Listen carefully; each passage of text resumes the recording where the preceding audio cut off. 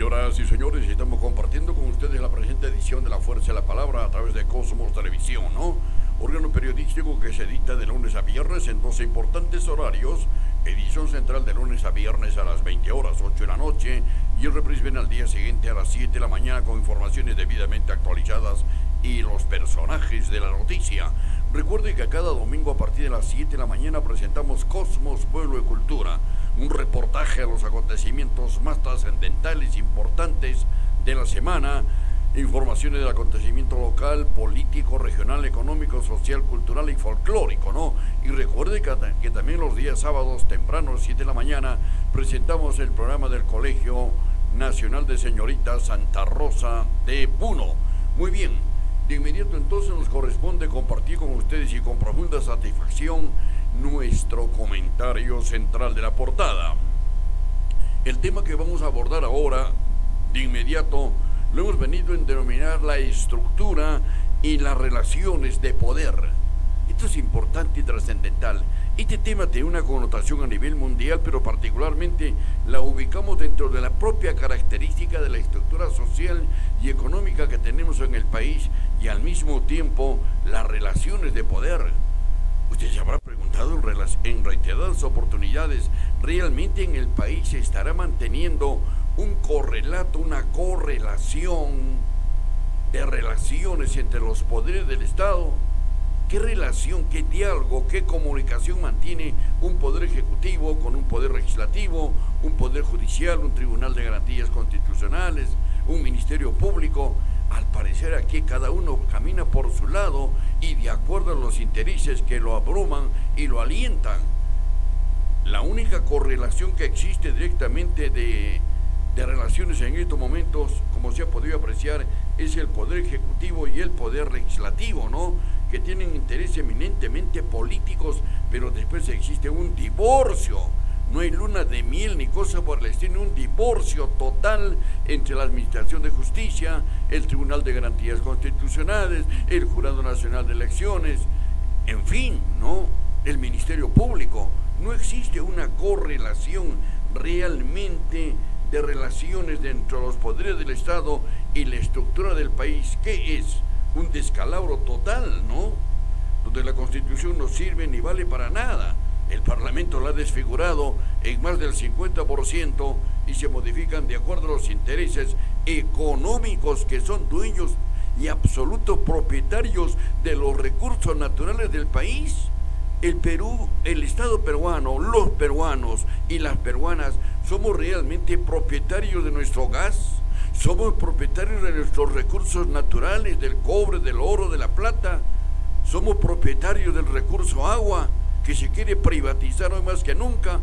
No somos dueños absolutamente de nada.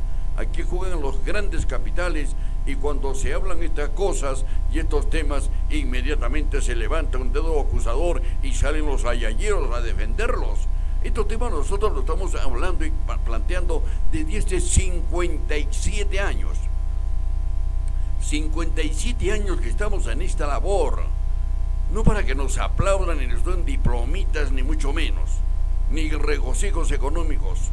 57 años al servicio de los intereses de pueblos del país, con el mismo idioma, el mismo temple y con la misma característica de servir a nuestra colectividad, con errores, con equivocaciones. Es posible, pero estamos en esta tarea, pues. ¿No es cierto? Pero ahora queremos nosotros compartir algunos conceptos sobre la estructura y las relaciones de poder. Cuando observamos la dinámica de las relaciones de poder en una sociedad, encontramos que a consecuencia de la estratificación social, según se ha indicado, hay un grupo de individuos que mandan y otros que obedecen. Esta es la característica, pues, de un sistema, ¿no? La gran mayoría de un país, de un estado, se expresa en los que obedecen órdenes y los que toman decisiones, los que son elegidos democráticamente. Pero entendemos que tienen que impartir órdenes coherentes, no impositivas, no de esclavitud, ni mucho menos de hacerse los avivatos en robar y llevarse los recursos del Estado y empobrecer a la gran mayoría nacional, que se repite en muchos países del mundo, y el Perú no es ajeno a esta repetición insólita, inhumana.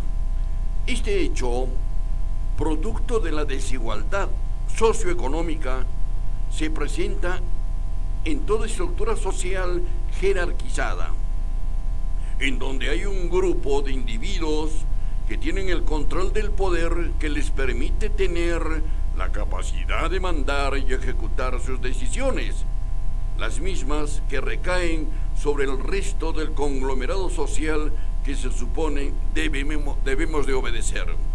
La estructura del poder que se sustenta en las jerarquías sociales implica la diferenciación de funciones. Así es, diferenciación de funciones y atribuciones, debido a los cargos y roles que las personas desempeñan en la estructura social. Esta estructura de poder jerarquizada y diferenciada según los cargos y roles que se desempeñan se manifiestan al interior de las instituciones, sean estas públicas o privadas. Esta aseveración, este concepto que estamos expresando, con el permiso de ustedes, se estará cumpliendo o tendrá un correlato realmente importante en la administración de los bienes públicos y privados del país. Parece que no, porque el poder legislativo habla su mismo idioma, el poder legislativo el propio, pero con este gobierno hay una duplicidad de intereses tanto en el poder ejecutivo como en el poder legislativo, donde los llamados grupos políticos que están en el Parlamento hoy han hackeado al poder ejecutivo. La presidenta está controlada, hace y dice lo que dicen en el Parlamento Nacional 3 o 4 grupos políticos que manejan el monopolio de la conciencia nacional, el monopolio de los recursos nacionales. Inclusive aquí están comprometidos también algunas instituciones de las Fuerzas Armadas. Muy bien. Decíamos que la estructura del poder se sustenta pues en las jerarquías sociales. Tradicionalmente, sociólogos y politicólogos que han estudiado la organización y distribución del poder sostienen que en la mayoría de las sociedades la estructura del poder tiene 3 niveles que formalmente se expresa como una pirámide, ¿no es cierto? Se habla así de la pirámide del poder. Según este criterio, el primer nivel está integrado por aquellas personas que toman decisiones sin estar sometidas a un poder superior. Constituyen la élite social, la élite política, la élite económica y la ética y la élite cultural. Esta élite está compuesta por gobernantes, altos funcionarios públicos y militares, accionistas, directores, gerentes, ejecutivos o managers de alto rango que tienen autoridad, vínculos y un alto grado de influencia sobre quienes toman decisiones desde el aparato estatal. Este grupo columbrado de gente que toma decisiones en el Estado, en el gobierno, el caso concreto del Perú, pues, creen que sus decisiones tienen que ser impuestas mano militare. Toman decisiones que están totalmente alejadas de la realidad y el interés mayoritario del país. Se toman decisiones del carácter económico sin priorizar en resolver los problemas mayoritarios del país, del territorio nacional. No se dan soluciones prioritarias al sector salud. Hoy en día está en huelga de salud, otra institución que es una desgracia, está en crisis, es un fracaso en salud en estos momentos, porque se ha deteriorado, se ha dado un uso totalmente indebido de los recursos que aportamos los asegurados a salud. Ahí funciona la mafia de los más altos niveles de decisiones de salud. Es un caso concreto pues de este tema que estamos tratando sobre la estructura y las élites económicas y políticas del país. No tenemos una sola empresa, por ejemplo, de aeronavegación. Otra vergüenza. Hace muchos años, Cuando nosotros, por ejemplo, hace 57 años nos iniciábamos en el periodismo, teníamos a nivel nacional Aeroperú ya desaparecido, la empresa ha fracasado, no tenemos una sola empresa de aeronavegación que represente al país en sus intercambios comerciales de aeronavegación continental y mundial. Este es un ejemplo pequeño, y todas las instituciones del Estado están en crisis en estos momentos. Lamentablemente, hay una crisis que se viene profundizando porque los niveles de decisión no son honestos, no son correctos. Es una élite de ladrones, es una élite de gente que solamente se apodera del poder para satisfacer su crecimiento económico e empresarial. Este es el tema central que estamos abordando, ¿no es cierto? El segundo nivel está integrado por los llamados mandos medios del poder. Mandos medios del poder, compuesto por una pluralidad de individuos con un poder limitado respecto de quienes constituyen la estación más alta de la estructura social, pero con cierta capacidad discrecional para ejecutar decisiones provenientes de la élite política. En el tercer nivel está la mayoría de los ciudadanos que no participan en la estructura del poder, tienen una escasa capacidad de decisión política, o al menos un poder potencial que en su forma organizada se expresa como demanda para presionar sobre quienes tienen decisiones. Ahí nos ubicaríamos nosotros, se ubicaría la gran mayoría del pueblo peruano, de las ciudades y del campo y de las ciudades, donde contribuimos con nuestro trabajo y nuestros impuestos al sostenimiento del Estado, con nuestros impuestos que pagamos puntual y religiosamente, y los niveles de decisión simplemente absorben nuestros recursos para su enriquecimiento y para vender y hipotecar los recursos nacionales del Estado. Estos temas se vienen repitiendo hace muchos años, pero quienes lo planteamos siempre, permanentemente, somos acusados de ser extremistas, de ser comunistas, terroristas, enfermos mentales, en fin. No, son temas que son correlato, que permanentemente lo vemos todos los días y todas las horas. El país no se proyecta en un equilibrio de poderes. Hay un desequilibrio, pues lo contrario de poder, equilibrar. Este es el tema que estamos analizando. Y hay que enfocarlo con seriedad, con puntualidad, sin alborotarse, ni mucho menos tratando de buscar una correlación de enfrentamiento. El tema no busca ello, el tema busca que podamos generar realmente en mediano y largo plazo un equilibrio de poderes del Estado que administren justicia por el bien de todos. Un poder del Estado de equilibrio que se manejen los recursos del país en función al interés y al bienestar público. ¿Qué hemos aprendido después de la pandemia? Mamma mía, como dicen los argentinos. No hemos aprendido nada de nada. Cada día estamos empobreciendo y estamos más enfermos. Nuestros hospitales están en ciernes de ser clausurados y ser cerrados. Hay una huelga indefinida de salud en buena hora. Piden recursos. Los médicos, enfermeras, seguridad, choferes, en fin, guardianes, jardineros y todo lo demás.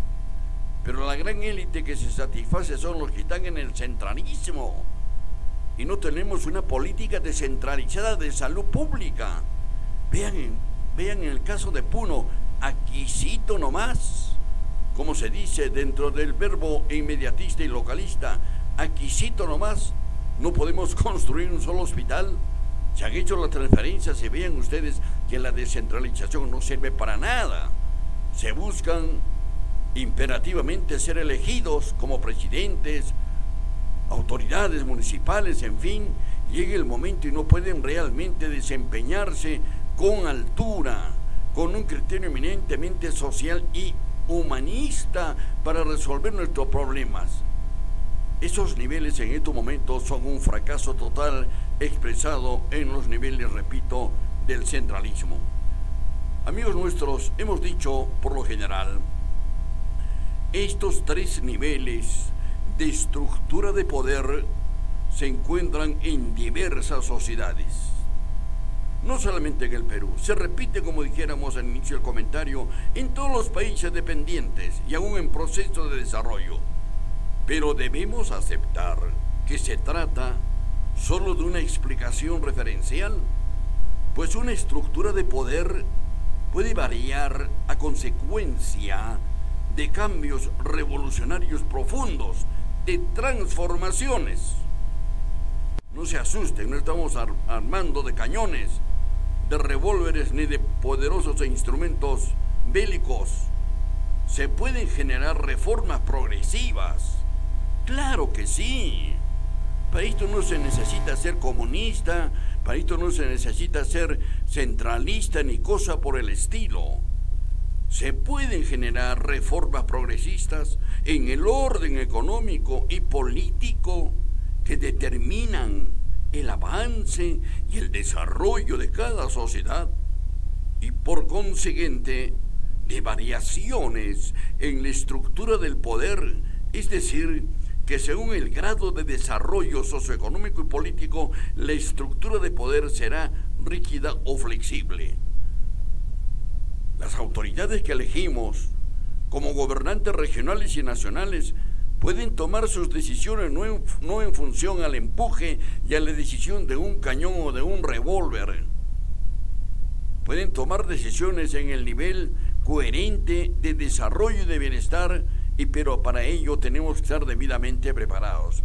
Al parecer no hay una toma de conciencia de desarrollo y de manejo político. El país se ha perdido en la lontananza de la ignorancia y del manejo indebido de nuestros recursos naturales. No tenemos organizaciones políticas. No nos asustemos de hablar de organizaciones políticas. Es importante ponderar, dar nacimiento a las organizaciones políticas y no a los adefesios que tenemos sobre pretexto de llamarse grupos políticos en el Parlamento Nacional o dentro del problema de la descentralización. No existe un solo partido político en estos momentos que consolide democracia, que consolide desarrollo y que plantee opciones y posibilidades de gobernabilidad de mediano y largo plazo. Vamos yendo a los minutos finales. Tanto la estructura del poder como las relaciones de poder, que son relaciones simples o complejas, de mando obedencial, pueden variar en la medida que evoluciona una sociedad. Tiene que ir evolucionando una sociedad con decisiones coherentes de todos los estratos sociales. Y acá en el país no estamos evolucionando, estamos retrocediendo como consecuencia de pésimos gobernantes que tenemos. ¿No es cierto? Variar en la medida que evoluciona una sociedad, repetimos, debido a que las diferencias de clases son más o menos rígidas y de acuerdo al grado de participación y movilización social. La población tiene que participar en los niveles de decisión. Se tienen que generar movilizaciones sociales. Eso no está prohibido. Movilizarse socialmente para ser atendidos, para ser escuchados, está legítimamente establecido en los principios de los derechos fundamentales. No tenemos por qué asustarnos mientras esa movilización social tenga planteamientos coherentes y desde luego tengan opciones de poder ser resueltos. Así, por ejemplo, en las sociedades esclavistas, la estructura del poder fue sumamente rígida, como también lo fue en la Edad Media. Hagamos un poco de historia. Leamos un poco más los libros y las revistas y el paso registrado por la historia. Así, por ejemplo, repito, en las sociedades esclavistas, la estructura del poder fue sumamente rígida, como también lo fue en la Edad Media. Pero esta rigidez empezó a variar a partir del siglo XIX, porque las revoluciones sociales del siglo anterior contribuyeron a una mayor aplicación de los derechos democráticos. En nuestro siglo, aunque todavía se puede detectar, sobre todo en las sociedades en vías de desarrollo, algunas formas de rigidez en la estructura del poder, ella es más flexible y se caracteriza por los factores fundamentales. El tema que estamos enfocando lo vamos a continuar desarrollando en próximas ediciones de La Fuerza de la Palabra de Cosmos Televisión. Este tema no se agota ni es agotable. No es perfecto el desarrollo de las sociedades. Existe indudablemente una convivencia a veces de enfrentamiento, pero empecemos pues a entendernos. Empecemos a generar una estructura social de gobierno y de país llamado Perú que nos permita convivir civilizadamente. Nuestra historia ha nacido endeble, nuestra independencia ha nacido con tuberculosis, con tembladera, con intereses. Es falso el juramento de San Martín el 28 de julio de 1821, porque allí ponderaron los intereses todavía de los grandes virreyes y de los grandes capitales. Nuestra democracia es débil. Vean ustedes cuántos cientos de miles de kilómetros hemos perdido en nuestras fronteras. Vean cómo se vende todos los días nuestros recursos naturales. No somos dueños de nada. No somos dueños de nosotros mismos. El grupo que pondera el manejo del poder hipoteca todos los días nuestros recursos. Y decir esta expresión es negativo. Se nos puede acusar de extremistas. Acusen lo que quieran. Pero recogemos lo que hemos aprendido en el periodismo 57 años. Como ciudadanos en esta tierra nuestra y en este país. No nos acondicionamos al dolor, al fracaso, al llanto, al lloriqueo. Nos acondicionamos al legítimo derecho, a la vida, a la libertad, a la justicia, al entendimiento, a la comprensión, a la salud y al bienestar. Sí lo podemos conseguir. Muchas gracias. Hasta aquí el comentario central de la portada. La pausa y retornamos.